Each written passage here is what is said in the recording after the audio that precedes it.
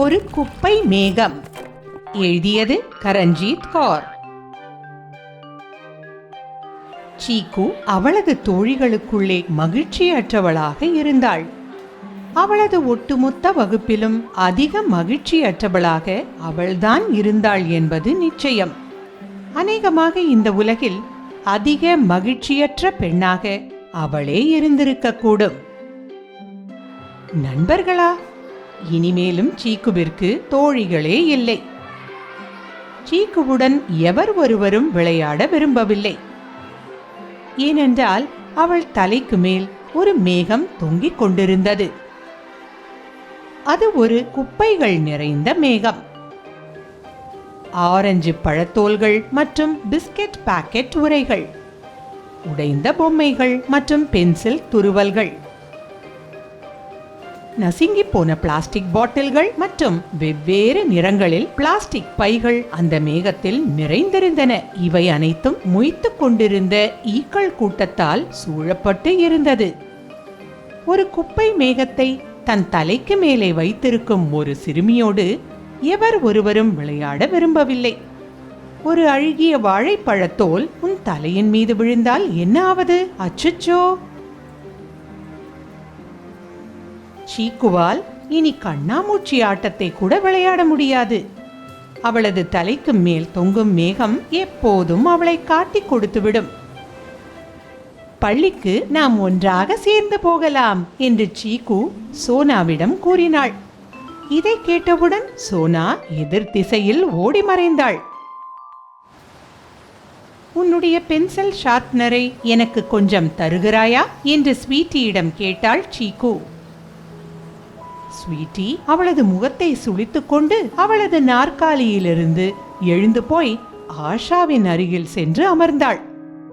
சீக்கு அவளுடைய மதிய உணவை கூட தனியாகத்தான் சாப்பிட வேண்டியிருந்தது. தன் அம்மாவின் பேச்சை கேட்டு நடந்திருக்க வேண்டும் என்று சீக்குவுக்கு தெரிந்திருந்தது. குப்பைகளை கண்ட இடங்களிலெல்லாம் போடக்கூடாது என்று அவளுடைய அம்மா எப்போதும் அவளிடம் கூறுவார். சாலையில் வாழைப்பழத்தோலை எறியாதே, காலியான பிஸ்கட் உரையை குப்பை தொட்டியில் போட்டுவிடு. ஆனால் சீக்கு அம்மாவின் அறிவுரைகளை ஒருபோதும் பின்பற்றியதில்லை. அவள் கிண்டலாக சிரித்தபடி குப்பைகளை ஆங்காங்கே தொடர்ந்து கொட்டிக் கொண்டுதான் இருந்தாள். பின்னர் ஒரு நாள் அவள் அம்மா மிகவும் கோபமடைந்தார். விரைவிலேயே இந்த குப்பைகள் அனைத்தும் உன்னை பின்தொடர ஆரம்பிக்கும் என்று அம்மா சொன்னார். அதை கேட்டு சீக்கு சிரித்தாள். மறுநாள் காலை துர்நாற்ற வாடையோடு ஈக்கள் திரளாக மொய்க்கின்ற சத்தத்தை கேட்டுக்கொண்டே சீக்கு விழித்தெழுந்தாள். அவளது தலைக்கு மேல் குப்பை மேகம் தொங்கிக் கொண்டிருந்தது. அம்மா சொன்ன வார்த்தைகள் உண்மையாகிவிட்டது. இதற்கு பிறகு சீக்குவால் சிரிக்க முடியவில்லை. சீக்கு ஓட முயற்சித்தாள். ஆனால் அந்த குப்பை மேகம் அவள் போகும் இடங்களிலெல்லாம் அவளை பின்தொடர்ந்தது. சீக்கு அந்த மேகத்தை அகற்ற ஒரு துடைப்பத்தை எடுத்தாள். ஆனால் அவளால் குப்பை மேகத்தை துடைத்தெறிய முடியவில்லை. சீக்கு அவளுக்கு தெரிந்த எல்லா முயற்சிகளையும் செய்து பார்த்தாள். தன்னை விட்டு விடுமாறு மேகத்திடம் கெஞ்சி அலறினாள் சீக்கு. அந்த மேகத்தை குப்பை தொட்டியினுள் வீசுவதற்கு கூட முயற்சித்தாள் சீக்கு. ஆனாலும் அந்த குப்பை மேகம் அவளை விட்டு போகவே இல்லை. ஆகவே சீக்கு மிகவும் வருத்தமடைந்தாள். அதன் பிறகு ஒரு விஷயம் நடந்தது.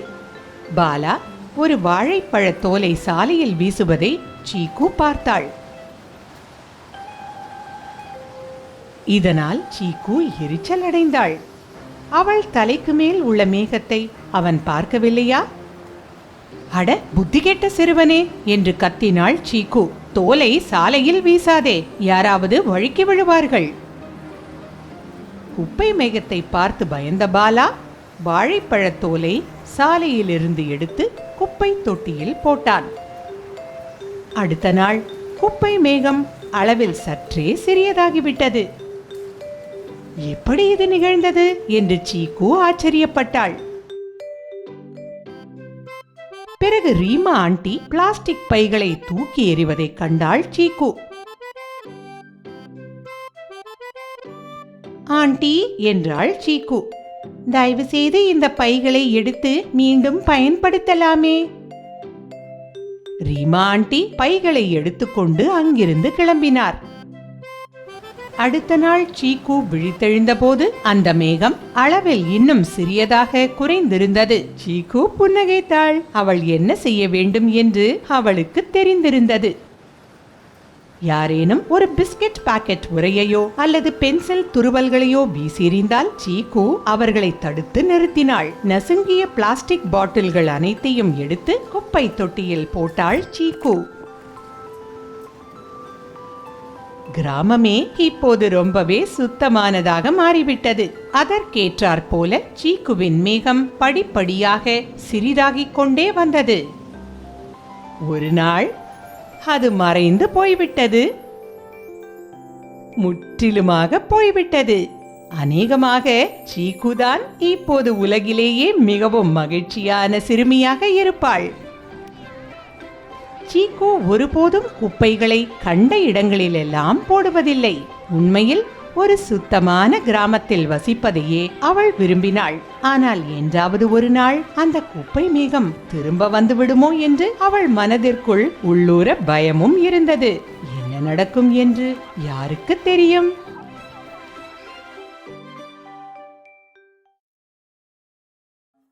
இந்த வீடியோவை லைக் மற்றும் ஷேர் செய்ய மறக்காதீர்கள்.